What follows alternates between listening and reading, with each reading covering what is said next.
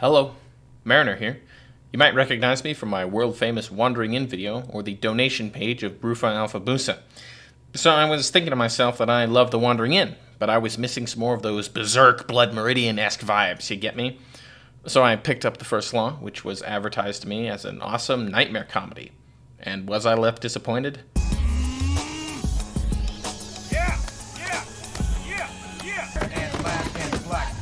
New York, you make it happen.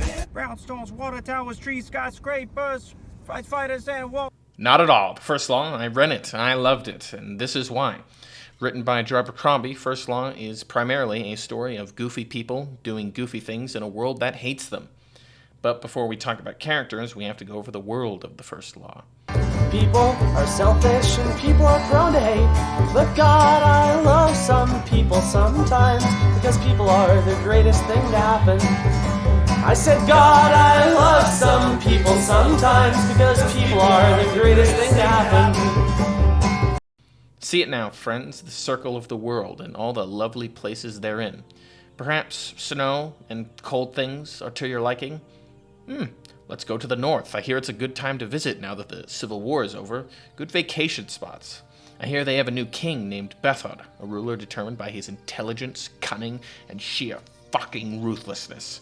A lord of snow and steel, if you were. And yes, I hear there are still malcontents like mad moon worshippers, a wizard or two, and a blood-crazed lunatic known only as the Bloody Nine. But it's just a few people. It's just a few of them. So it's okay. It's a far safer place than it used to be. And with a new king whose martial might dominates all, the North is in good hands. What, you don't want to visit? Well, you don't want to get raided by, like, Shanka? Or... Okay, fair enough, okay. If you don't like the fighting, screaming, and general cold and uncleanliness, then there are other places we can go. So let's go to the Union. It's more temperate. It's a nice island nation. They were savages once, now no longer. In the past, they were unified by a warlord, guided by the hand of a wizard, which kick-started their awesome and glorious history of unifying their neighbors under the band of civilization. So let's check how they're doing. Okay, yeah, endless incompetence, senile leadership, scheming politicians, and just endless arrogance. So the hallmarks of a civilized nation. Let's go. No, freedom and rights aren't to your liking? Okay, that's okay. We can travel a little bit further south to the desert, a land of wonders and nightmares. Welcome, my friend, to the desert of Gurkul, ruled by a supreme emperor who lords across all the world of the Kantic, after uniting the empire after his father's inefficient and incompetent reign. This new emperor has reformed and remastered his territory, his lands plentiful in all things an empire might want, his legions almighty and endless, and with his mind guided by the ingenious and enlightened prophet Khalul, the only place we can go, my friend, is up. And a lot of so-called critics sometimes like to argue about freedoms and rights, which there's nothing to worry about. Why are you worrying about these things? If you want something more than to serve the prophet Khalul, you are sick in the head. You're insane, you're sick, and you're probably one of those people who, scream and whine, no, don't eat them, don't eat my family, please don't eat them. I can eat whoever the fuck I want, you fucking pink, you union fucker. You're crazy. You're insane. You're a crazy person. You sound insane. The prophet tells me that it's good. Who cares? Who fucking cares? That one of the rules of magic is fuck the rules of magic. Okay? You can't have fun and you can't eat people. I can do whatever the fuck I want.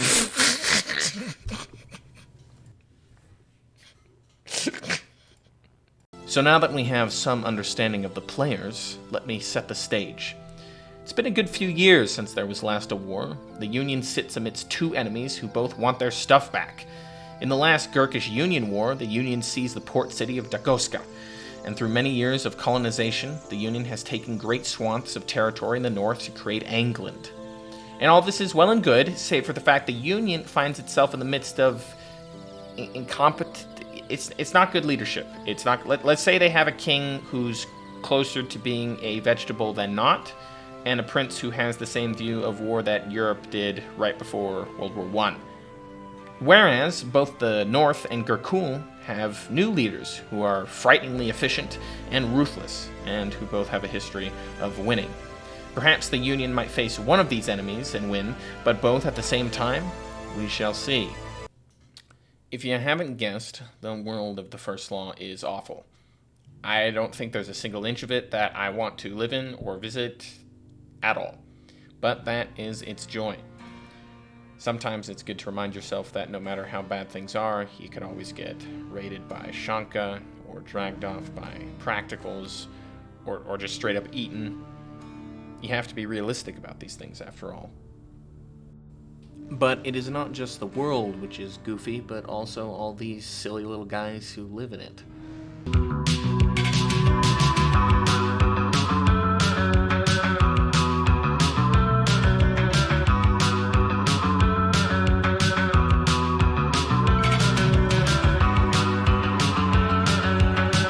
Like the aforementioned Logan Ninefingers, also called the Bloody Nine.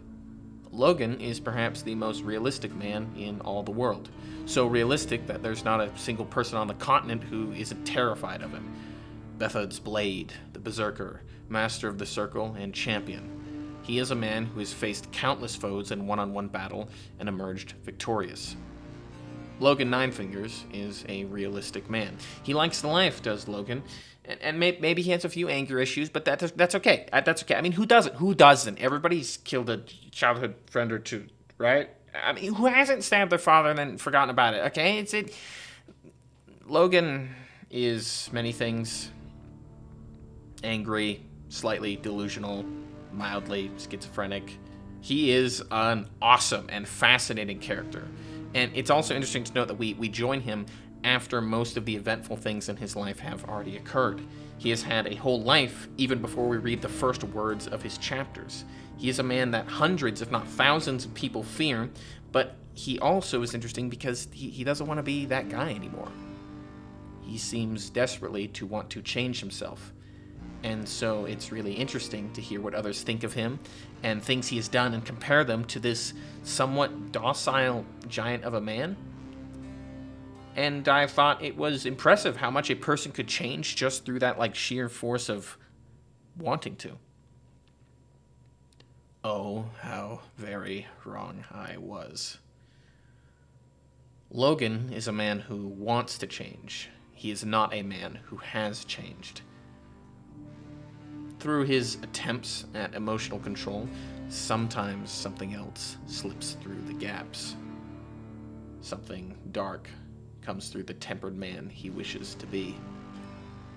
And that thing that bleeds out makes all the rumors and hushed tones that other characters speak of him in seem like not nearly enough. The Bloody Nine is a frightening and somewhat sad figure of a man trying to change and overcome himself. Is it his nature, or merely a mountain of habitual behavior that has chained this bloody monster to Logan's very soul? And can he escape it?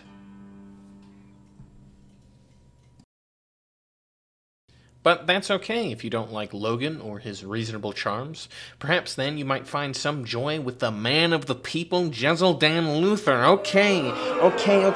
Sorry for suggesting it. Sorry. I did not know people hated him that much. But I still gotta talk about him.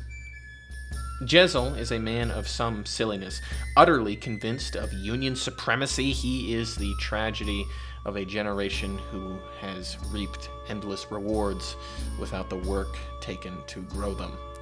He is arrogant, foolish, and cruel in a petty way. He isn't evil per se, just confused. I don't know if he had much choice in the way the world shaped him, and in that manner I think he could be considered a victim of sorts. But the curious thing about Jezal is that of all the characters in the story, it seems to me that it is him who holds the greatest capacity for change and growth. He develops a sort of self-reflection, and it's very interesting to see him go on this journey and attempt to better himself in a world which utterly refuses all acts of kindness. Or maybe Jezal isn't to your liking. Maybe you like, goblin, nasty, stinky, like angry, stabby stab, like rat people. Well, then of course there is best girl, Ferro Malgin, just a horrible, nasty, kind of wretch of a person. One with just completely without reason. Just kind of slightly insane. Of course, fighting the Gurkish alone for an entire lifetime could do that to a person. In most ways, I think she is as alien as another human can be. Fear has twisted her into this creature who has but a single motivating drive: to completely and utterly destroy the ones who hurt her. Her entire being and compass of morality is based around killing as many Gurkish as is possible. If we were to look at her Maslow's hierarchy of needs, we would see her being quite clearly psychological, physical, all of it. It's just killing Gurkish. And in that way, reading such a psychology is endlessly fascinating because to me it rings true. Humans can adapt or devolve and warp completely based on their lives. And I think that becoming just something is closer than many of us would like to admit. Ferro Malgin is awesome. But let's get real for a moment.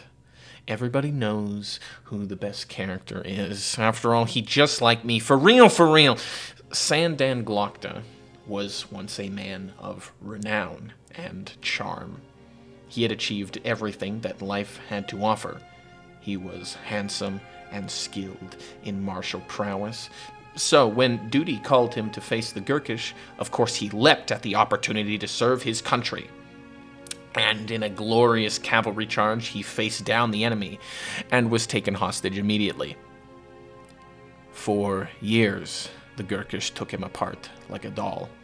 They crushed his bones and muscles by leaving him in cramped darkness where stone walls and metal compressed and contorted his physical frame.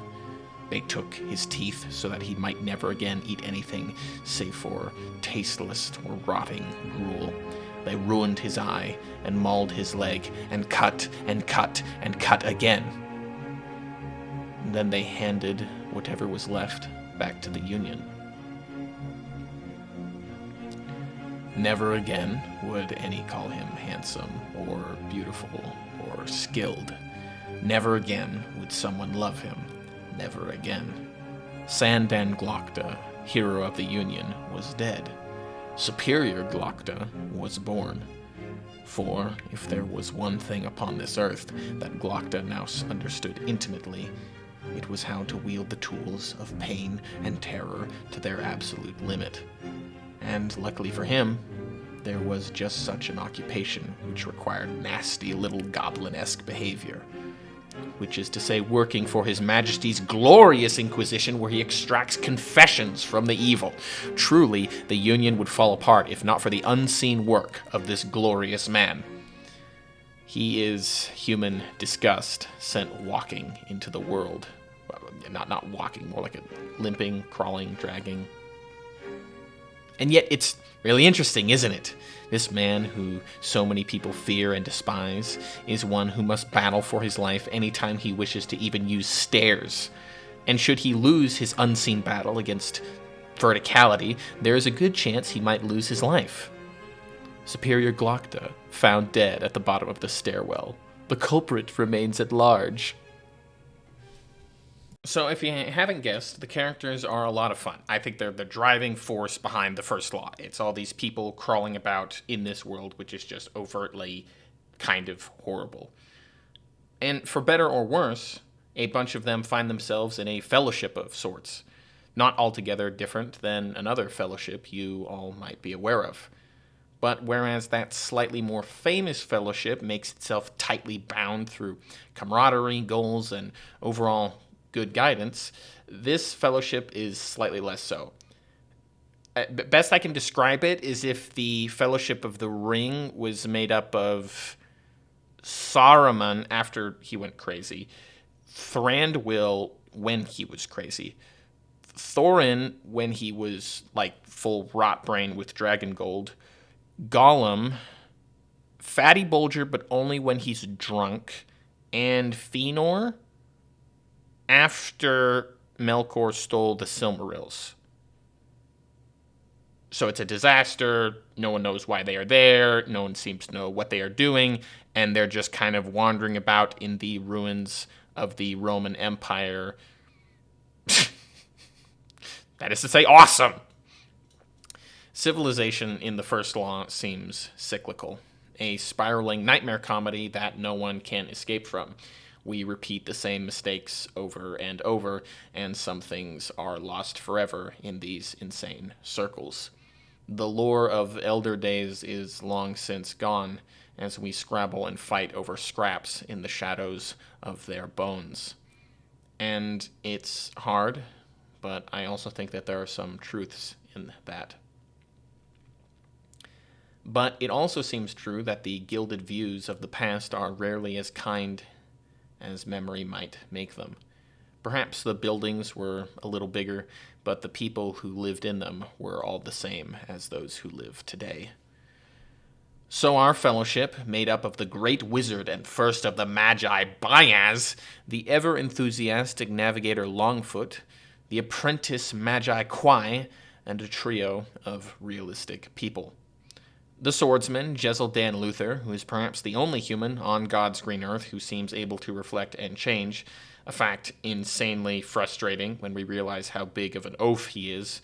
The aforementioned most realistic man in the world, Logan Ninefingers, and best girl Ferro Malgin, who I wish would kick me to death. I think Glokta and I are much the same in that way. Okay, so the wizard Bayaz is after some magic rock or something, which he says will let him blow up this cannibal guy who runs a playground in Gurkul, which is fine. His apprentice, Quai, is there because he has nothing else to do, I suppose. So that's good. And then you have this navigator, Longfoot, who just wants to see the world, and he's just there because it's good, and he's happy. He's a golden retriever of a person, which is insane when we look at how much the world sucks. So he's great. And then we have Jezal, who doesn't even know why he's here. He just got volunteered, but he wants to go to the north to fight in some war up there. Or see this drunken lady who he likes back at home, which is all good. But he's really not cut out for this, and, oh God, why did he even come here, and this sucks, and everything hurts, and Christ, why? Logan is here because the spirits said it would be good. And now I understand sometimes we make rash decisions while under the influence. But if I was high enough to see spirits, I'm not... Actually, never mind. Roman Empire land is probably kind of awesome when compared to the north. Yeah, okay, never mind. The spirits, they know what's up. And then there is Ferro, and Ferro just wants to kill Gurkish people. So when the wizard tells her that he can blow them up, and all he needs to do is grab the fun rock from the other side of the world, she just hops right on this awesome bus. And I paraphrase a little. There's a lot of screaming and gnashing of teeth, and I don't want to go. I want to go. But that's basically what happened. Luckily for me, I was actually able to get a recording of a campfire discussion while this group was on their awesome little vacation. So I'm just going to play that right here for you. There you go. It's kind of weird and interesting. I don't know. I wasn't fucking thinking when I was talking. I just was observing something out loud, okay? What, that he was doing better in his test? What the fuck does that have to do with anything was that? You said, what are you talking about? You specifically said... Okay, what are you saying? You don't know what you're saying. Shut up! Shut up! I'm actually asking you a fucking question and you're being a prick. That's you! Oh my god.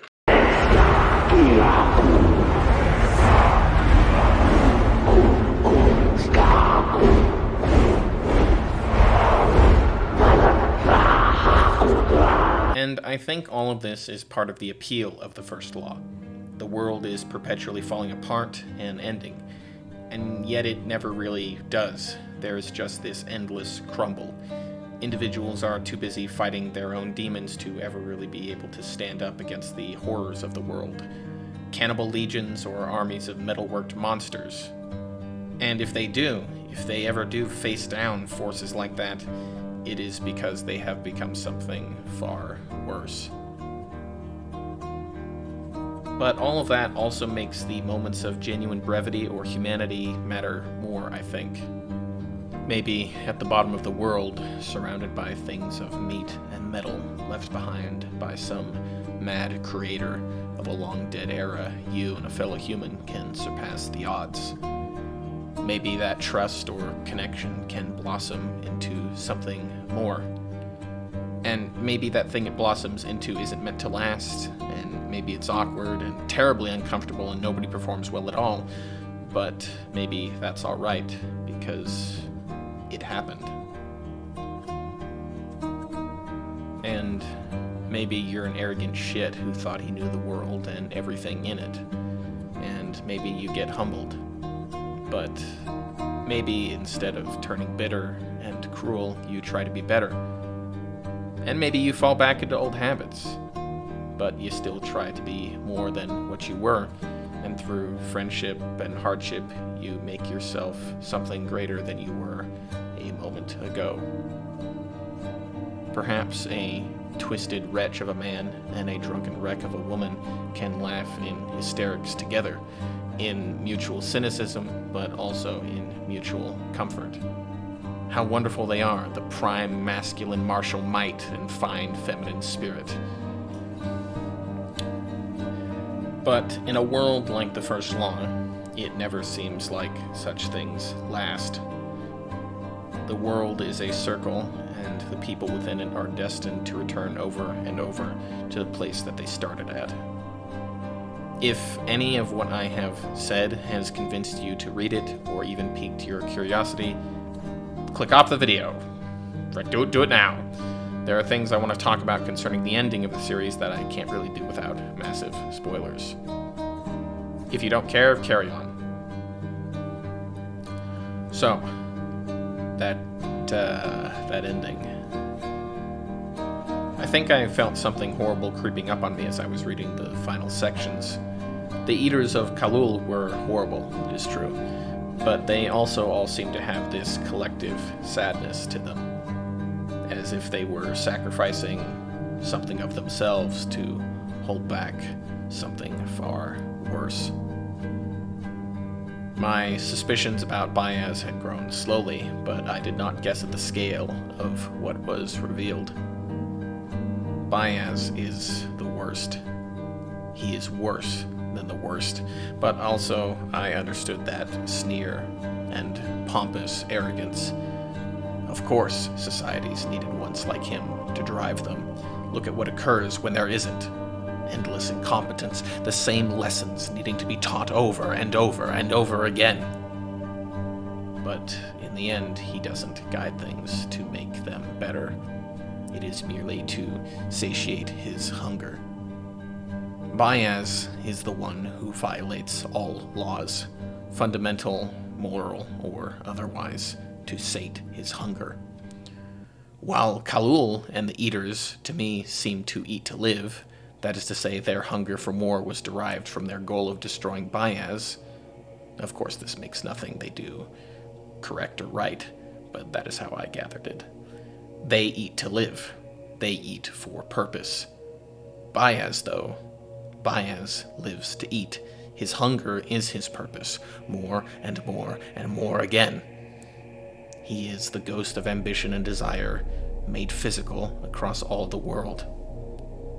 Evil men, like the Archlector, are but puppets who guess at their strings and scream to escape them. Of course, there is no escape. Bethod, who consorts with Shanka and mad hill tribes. Bethod, who speaks with sorcerers and half-demons. Bethod, the king of the north. Even this man lived in terror of the Bloody Nine. And I thought him evil, and I thought Logan realistic. In reality, there was no other more unrealistic than Nine Fingers. Maybe he could have escaped his fate with Ferro, but in the end, I think it was too little, too late for the both of them. Or maybe Jezal Dan Luther, who in the end I think became a better man, but who is entombed in power and puppet strings. Ironically, I think it is Glokta who made the most. I think he understood what he was more fully than others, what he had become. He knew why it was he did what he did, and he didn't particularly seem to want to change, and so in that way he came out on top. And in that manner, the most despicable and rotten was the one to me who seemed the most in control. Plus, he got Arnie, so that's a win. He won. Fuck you, Jezal. You loser. Get fucked, son. Fuck you. Ironic, I think. But what is life if not ironic? And so I think there was some hope, even if the world is a circle and we wander within it forever. Perhaps through small actions, things can slowly be made better. And that's my hope. But I haven't read the standalones, and the second trilogy is called Age of Madness, so let's just say I'm not holding my breath. See ya.